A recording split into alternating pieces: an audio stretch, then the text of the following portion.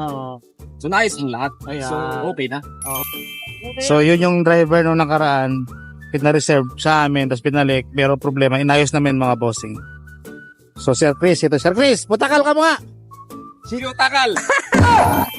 9:30, mag-alas 6 na, boss.